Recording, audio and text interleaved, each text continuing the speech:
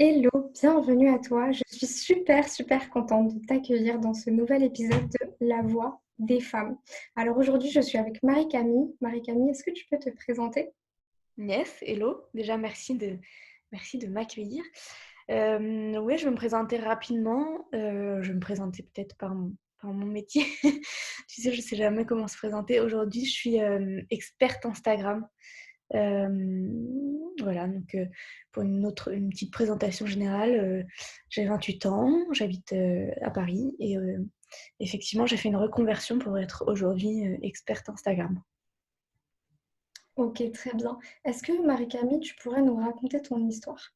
Oui, bien sûr. Mon histoire, en gros, donc moi j'ai fait des études de pharma. J'étais vraiment pas vouée à bosser comme ça dans un milieu du web. J'ai fait pharma, je voulais vraiment travailler dans un milieu médical. Donc bac plus 5, j'étais dans les essais cliniques. Et en fait, tout s'est très bien passé. Mais je me suis retrouvée effectivement dans une grande industrie pharmaceutique et je me sentais pas à ma place parce que tout simplement, effectivement, je faisais tout ce qui était réunion, tableau Excel et moi, je suis un peu un électron libre et c'est vrai que je me sentais pas utile. Le rapport avec la hiérarchie, les contraintes horaires, etc. Pour moi, c'était contraignant. Et donc, parallèlement à ça, en fin 2017, j'ai découvert le monde du web entrepreneuriat, on va dire. Et j'ai trouvé ça génial, le fait de voir que tout était possible, en fait. Ça te donne une infinité de possibilités. J'ai trouvé ça vraiment génial. Je me suis lancée dedans. J'ai découvert plusieurs choses comme l'immobilier, le dropshipping et les réseaux sociaux. Et en fait, Instagram, j'ai trouvé ça super fun sur le moment. Je trouve ça toujours très fun. J'ai vu qu'il y avait une demande, j'ai vu qu'il y avait un marché, je me suis lancée là-dedans. Ça a fonctionné. Donc moi, je fais soit de la prestation vraiment done for you pour les entrepreneurs, soit je fais du coaching pour apprendre aux gens à avoir plus de visibilité. Et, et du coup, ça a super bien fonctionné et j'ai quitté mon travail maintenant il y a 9 mois, c'était fin juillet 2019.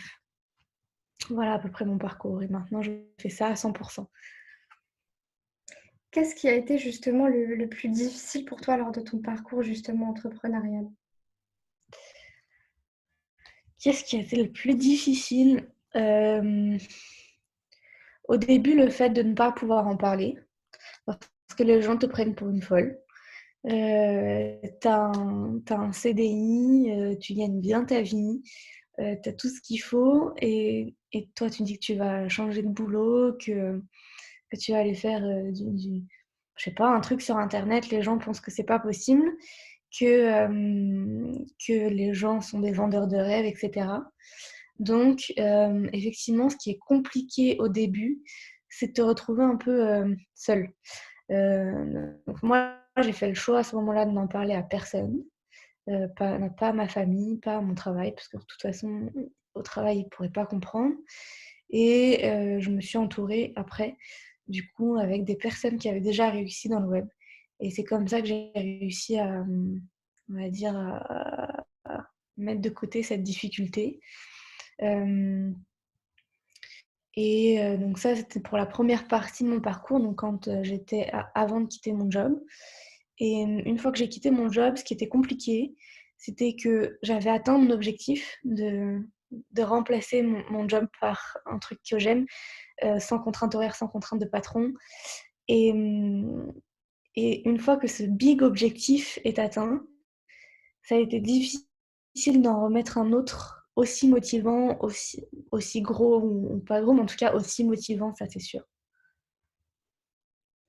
Et justement, comment est-ce que tu as dépassé finalement donc et la difficulté de n'en parler à personne? Parce que justement, moi j'ai beaucoup de, tu vois, de clients qui par exemple vont me dire est-ce que j'en parle, est-ce que j'en parle pas?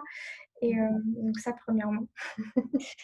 Euh, Bah, en fait, le problème étant que quand on en parle autour de nous au début, euh, on reçoit plein plein d'ondes négatives et on n'a pas besoin de ça en fait. Ça fait déjà assez peur de se lancer dans un nouveau projet. Moi, vraiment, j'ai pris le parti de ne pas en parler parce que ça ne sert à rien en fait. À, à part me déstabiliser, me mettre des doutes. Donc ça, c'était plutôt au niveau de mon entourage. Au niveau de mon travail, ça allait plus me desservir qu'autre chose parce que ça voulait dire que mon travail ne me plaisait pas, que je voulais partir, etc. Donc c'était pas bon. Donc vraiment, moi, ce que je conseille, c'est de se former une espèce de famille de l'entrepreneuriat et d'en parler avec les gens qui sont dans le même bateau, qu'ils aient réussi, qu'ils soient en train de construire leur projet. Je préfère toujours effectivement travailler avec des gens qui ont déjà réussi parce que ben, c'est des exemples. Si eux, ils ont réussi, pourquoi moi, je ne pourrais pas le faire? Enfin, il n'y a rien, y a rien qui est différent. Donc, cette espèce de phénomène d'aspiration, tu vas être tiré vers le haut. Et puis, c'est aussi quand même intéressant de partager ses galères avec les gens qui débutent, qui sont dans le même cas que toi. Euh, donc, il faut vraiment être à l'aise. Il faut vraiment être à l'aise avec ça. C'est pas grave de pas en parler. C'est pas un mensonge. C'est pas voilà. Et en fait, moi, j'en ai parlé à partir du moment où j'ai eu mes résultats, où clairement, je pouvais leur dire, bah, ok, vous pouvez dire ce que vous voulez, mais en attendant, voilà les chiffres. J'ai pas inventé ces chiffres, c'est pas du rêve, non, c'est hyper concret. Et voilà, maintenant, je peux en parler. Donc finalement, tu t'es créé un cercle vertueux. Et pourquoi est-ce que tu as décidé finalement d'accompagner les gens? Alors ça s'est fait vraiment naturellement. Parce qu'en fait, alors moi, de base, j'aime bien aider si tu veux, mais en fait, les gens venaient me voir et me disaient, mais comment t'as fait ça? Et puis, comment t'as fait ça? Et donc, au fur et à mesure, je me suis dit, bon, bah, je vais faire de l'accompagnement si tu veux. Euh, donc, c'est venu assez naturellement. Pour toi, c'est quoi le succès? Vaste question. Pour moi, le succès, sincèrement, c'est d'être heureux. C'est pas d'avoir des millions sur son compte, c'est pas d'avoir plein de clients, etc. Bien sûr, ça va y contribuer. euh, mais le vrai succès pour moi, c'est effectivement d'être épanoui, d'être heureux, d'avoir, voilà, de te lever, d'être content. De... Ça, pour moi, c'est ta vie, quoi. C'est ça le succès. Ben, écoute, en tout cas, ça fait plaisir d'entendre ça parce que je sais qu'il y a beaucoup de gens justement qui ont une fausse image, donc des entrepreneurs surtout. Donc, si quelqu'un passe par là, ce message, ça peut-être que ça lui changera un petit peu sa vision des choses. Pourquoi Avec grand plaisir. j'ai eu un trou. Donc, la question que je voulais te poser, c'est selon toi, est-ce que tout le monde peut devenir coach mentor? Non. Non, parce que il faut déjà, il faut que ce soit dans son caractère. Tu vois, si t'es quelqu'un d'un peu, si t'aimes pas expliquer, si t'es pas patient, c'est pas forcément fait pour toi et c'est pas grave en fait. Hein, c'est pas du tout une tare. On a tous notre caractère, etc. Euh, il faut prendre un certain recul pour devenir coach. Il faut être assez empathique, prendre le temps d'écouter les gens, etc. Donc, je pense que c'est pas le caractère de tout le monde. Mais par contre, si l'envie est là, et ça s'apprend. Tu vois, ça s'apprend. Euh, voilà, si l'envie est là, rien n'est impossible. Donc, effectivement, ça s'apprend. Euh, mais effectivement, c'est pas une tare de ne pas avoir le caractère pour devenir coach ou mentor. Et si on l'a, c'est cool si on veut le faire. Si on l'a pas et qu'on préfère rester effectivement dans notre coin, on peut inspirer d'une autre façon. Si le but est d'inspirer les gens, on peut inspirer d'une autre façon. Euh, donc ouais, pour résumer, tout le monde n'est pas fait pour être coach ou mentor, mais si tu veux apprendre, c'est tout à fait possible. Et si t'as pas trop envie d'apprendre, que c'est pas ton caractère, tu peux vraiment inspirer d'une autre façon. sans problème. Pour toi, enfin, dans ta vie plutôt, quelle importance a finalement le développement personnel, même si c'est large? Ouais, c'est large, mais ça a une importance capitale. Ça a une importance capitale. C'est, la première chose avant même d'apprendre quoi que ce soit, en fait, sur le business, tu vois, d'un point de vue technique ou quoi. Le développement personnel, au sens tu vois, au sens super large, hein, parce qu'effectivement, c'est très vaste, mais c'est ce qui te permet quand même de dépasser tout ce que tu penses impossible, toutes tes peurs. C'est ce qui permet d Pour moi, c'est ce qui te permet de réussir. Tu peux être un génie, avoir toutes les techniques possibles. Si tu as un niveau de développement personnel, à 0, tu vas pas forcément réussir. Alors qu'à contrario, tu peux avoir pas trop de technique, pas trop de compétences, avoir un niveau de développement personnel élevé, beh, tout est possible pour toi. Donc moi, sincèrement, c'est une très grande part de ma vie. Je lis toujours des livres de dev perso, je regarde des vidéos. Je me suis entourée généralement, les personnes que j'ai eues comme coach, c'était des coachs qui m'ont plutôt boostée dans mes croyances, dans mon mental, que dans mes compétences. Mes compétences évidemment, je les ai acquises, j'ai fait des formations et cetera. Mais sincèrement, le développement perso et j'aurais jamais fait le tour de la question, est un truc, hyper important dans ma vie. Ça, c'est clair. Est-ce que, plus tu évolues, plus tu as la sensation finalement que ton entourage change avec? Ouais, bien sûr.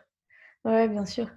Hem, D'une part parce qu'en fait, quand tu évolues, ben, tu fais le tri. Donc au fur et à mesure des projets, il y a des amitiés qui se font, il y a des personnes avec qui effectivement, avant je m'entendais très bien et maintenant on vit plus la même chose, donc c'est compliqué, c'est assez compliqué. Il y a évidemment des relations négatives que j'ai terminées, heu et ça tu l'apprends aussi avec le dev perso, ça c'est clair. Il y a des relations toxiques, des relations négatives. Au Quand tu es pas dans du dev perso, parfois tu te rends pas forcément compte que tu te fais un peu manger par ces relations et effectivement, quand tu avances dans tes projets, tu te rends compte de certaines choses. Donc tout ce qui est ondes négatives, j'ai fait le tri.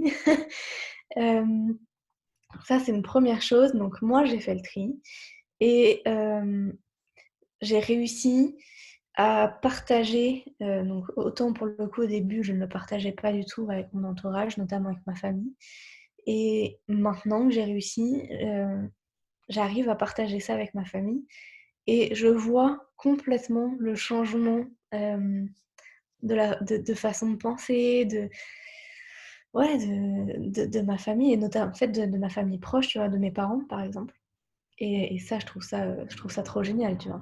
De pouvoir le partager avec eux alors qu'au début, c'était vraiment pas évident. Hem et de voir que maintenant, bah, c'est même, tu vois, je peux prendre l'exemple de ma mère qui au début m'a dit: «Tu rentres dans une secte» et qui maintenant, donc elle a un business en dur, heu, qui maintenant me dit: «Ouais, moi aussi je me lancerais bien, avec toi, je me lancerais bien sur internet». C'est génial, tu vois? Donc bien sûr, il y a une évolution. D'une part, toi qui tries et d'autre part, si tu es heureux, si tu es épanoui dans ce que tu fais, forcément, tu vas un peu inspirer les gens et ils vont un peu changer avec toi et c'est trop bien. Bah, franchement, je suis contente de voir que en fait, je suis pas la seule à ressentir ça. Moi aussi, au début, j'avais des personnes dans mon entourage qui disaient: «Ouais, dans quoi tu te lances? Qu'est-ce que c'est que ce truc, gagner sa Bien vie sûr. sur internet?» Et en fait, tu as des personnes qui OK, il y a des gens qui s'en vont, mais finalement, c'est mieux comme ça et tu as d'autres personnes qui finalement évoluent avec toi et je trouve que c'est super. Ouais. Et qu'est-ce que tu conseillerais aux personnes qui aujourd'hui n'ont pas encore trouvé ce qu'ils veulent réellement faire? Par exemple, j'ai des personnes qui me disent: «Je sais que je veux accompagner, mais je ne sais pas exactement dans quoi en fait». Yes. Euh, je dirais que c'est vraiment pas grave parce que c'est un long chemin. Euh, il faut, en fait, il faut tester. Il faut pas. Je pense qu'il faut un moment vraiment passer à l'action, accompagner des gens sur certains sujets et se rendre compte si, au final, si oui, ça me plaît ou non, ça me plaît pas. Mais ne pas trop rester dans tout ce qui est intellectuel.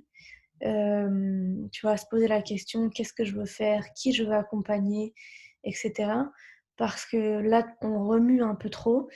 Et le seul moyen de réellement savoir, alors bien sûr, il ne faut pas se lancer sans réfléchir, mais à un moment, quand on a fait ce travail de réflexion, quand on a bien posé tout sur une feuille, je pense qu'il faut se lancer. Et c'est effectivement en se lançant, en accompagnant certaines personnes sur certains sujets qu'on va se rendre compte de ah ouais, alors ça, effectivement, peut-être pas, c'est peut-être pas fait pour moi, mais cette partie-là, j'ai préféré, donc je vais plutôt me diriger vers ce truc-là. Je pense vraiment que l'action est nécessaire pour choisir, on va dire, ce qui est le mieux pour nous. Pour toi, finalement, même si tu as un peu répondu dans les questions, on va dire, précédentes, Ouais. est-ce que je dirais le mental, le mindset, comme on dit finalement vulgairement, est-ce que c'est important pour réussir, surtout en tant que coach? Bien sûr, c'est hyper important. C'est tellement vaste, le mental, mais ouais, c'est super important parce que c'est ce qui va te tenir debout quelque part. Euh, Si t'as pas de mental, en gros, quand on dit si t'as du mental ou si t'as pas de mental, quand on dit si t'as pas de mental, ça veut dire qu'à la première difficulté, tu vas baisser les bras. Donc, c'est pas possible quand tu t'engages effectivement dans l'entrepreneuriat, quand tu t'engages dans un truc de coach, etc. Euh, il faut surmonter les difficultés comme dans la vie, hein, c'est pas que lié à l'entrepreneuriat. Et je pense effectivement que le mental, le mindset, le développement personnel est super important parce que sinon tu vas vite arrêter ce métier, quoi. Et, et peut-être que si tu n'as pas ce mental-là, euh, ça veut dire que tu es plutôt faite pour être salarié et qu'on te donne effectivement une feuille de route et c'est OK, tu vois, enfin, il faut surtout pas... c'est pas mal d'être salarié, c'est génial. Il y a plein de gens qui sont très épanouis dans cette branche-là. Donc voilà, il faut, il faut être quand au milieu de l'entrepreneuriat, tu vas avoir des difficultés, tu vas avoir des gens qui vont forcément parler sur toi, en bien ou en mal, et tu peux pas contrôler ça, donc il faut réussir un peu à s'en foutre. Ouais, le mental est super important, bien sûr.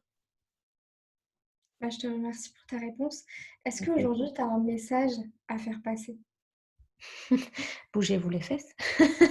Lancez-vous, allez au-delà un peu de votre peur. On n'a qu'une vie et en même temps, tous les jours est une nouvelle vie. Donc, il faut vraiment en profiter. Il faut vraiment aller au-delà de ses peurs et kiffer sa vie, quoi. Ça, c'est vraiment mon message. Ouais. Bah, c'est un très bon message. Est-ce qu'il y a quelqu'un que tu voudrais me voir interviewer? Donc, il faut que ce soit une femme, Pas forcément. pas forcément. Pas forcément. Écoute, moi, j'ai pas mal de gens. Il y a plein de gens qui devraient être interviewés. Euh, Je pense que une personne, je sais pas si tu l'as déjà interviewé, une personne qui est très successful sur le web, c'est un duo de mecs, donc c'est Ecom French Touch. Et donc en gros, c'est un binôme. Tu as Maxime qui habite au Canada et tu as Roman qui est en France. Et ils sont hyper successful. En un an, ils ont fait des choses incroyables et ils aident beaucoup de monde. Euh, donc, je pense que Roman de Ecom French Touch, ce serait génial. Et, euh, et sinon, voilà, moi, je bosse essentiellement avec des mecs. Euh, une autre personne que j'aime beaucoup qui s'appelle Florian Tepp, qui est spécialisé dans le dropshipping et qui est une personne magnifique, vraiment magnifique. Donc voilà, 2 personnes, je pense que qui peuvent apporter quelque chose à tes interviews et à ta communauté. Bah, écoute, je te remercie pour ces réponses et ce sera un plaisir du coup d'échanger avec eux. Est-ce que tu as un dernier mot? Bah, merci, tout simplement. Merci pour cet échange. Hem, voilà, vraiment, croyez en vous, croyez en vos rêves, c'est super important. Ne vous gâchez pas la vie et vivez la vie de vos rêves, le plus rapidement possible. Bah, écoute, c'était un plaisir de te recevoir et je te remercie également. Donc, je vais publier cette interview dans les jours à venir. Là, je suis en plein lancement et je D'accord, t'enverrai le lien. Ça marche? ça marche. Merci, je te souhaite une très belle journée, Marie-Camille. Merci, toi aussi.